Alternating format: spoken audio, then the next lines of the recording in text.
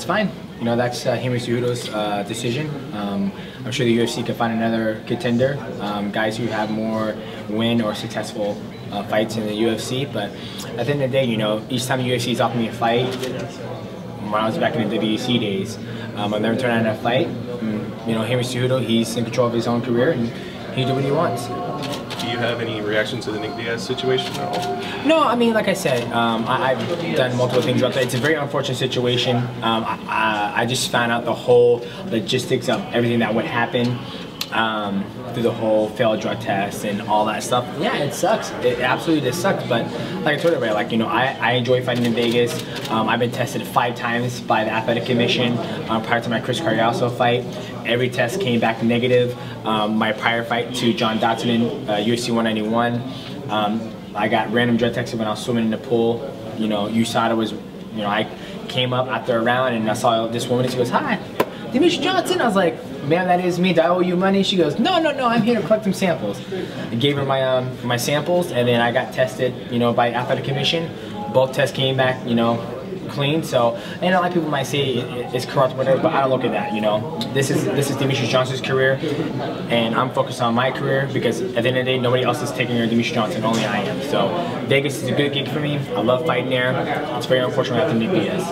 You said that, you know, no one else is going to look out for you other than you. When we spoke with Henry, he stopped short of saying union, but he did talk about sort of the need for some of the higher profile fighters to organize, to have a voice when stuff like the Nevada Athletic Commission might target a fighter. Do you see there being, you know, space for that? You know, I don't. Like I said, when I started this game, my first paycheck was $500 a fight, $500 a win. And then, you know, I've been at the very low. I fought in the professional leagues and made, you know, I came out negative just because my MRI was 3,000. I lost the fight and I had a broken hand. So I've been at the bottom of the barrel and I've climbed my way up to this spot that I've been. So I've worked very hard. And I believe, you know, if a person wants to get, there's nothing in this sport that says you cannot make a good living.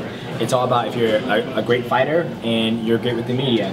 At the end of the day, I've worked my way up to this point. So the people who came down here and you know, there's people who fight in the UFC who made more than I made when I first started. When I fought Kiyamoto, I made 5 and 5. He made 15 and 15 just because his name. But for me, you know, who knows, down the career, down the path of mixed martial arts, there could be a voice for the fighters. But for me, if something's not right, I have Matt Hume to stick up for me and fight for what's right for me. You've been such a dominant fighter in the division so far. You know, in your opinion, who do you say is most deserving of a title shot? That's not my my place to say. You know, I can look at it 2 different ways. You know, a lot of people are nobody's actually calling for it, but you know, people are saying, you know, Joseph might be next. Which is fine. You know, I'm a competitor. This will be the 3rd time go around, so I think people might revert back to. A lot of people are reverting back to what Dana White says, like nobody wants to see it. So they're like, you know, nobody wants to see that. But for me as a competitor, I was like, I don't care. I want to fight whoever's going to give me that number, breaking the title defenses. Obviously, the marketing thing would be obviously Henry Cejudo because he's undefeated. He's a gold Olympic medal wrestler. I never fought an Olympic caliber fighter. Well, excuse me, not fighter, wrestler. So I think, you know, as a business standpoint and a marketing standpoint, that would be the match to make. But obviously he has Formiga, and if Formiga wins, people are gonna be like, well, Formiga's lost. He got knocked out by Joseph. He got knocked out by Dotson. So there's not that mystic around him to where Henry Cejudo has that. But for me, I don't give a damn. I just want to fight.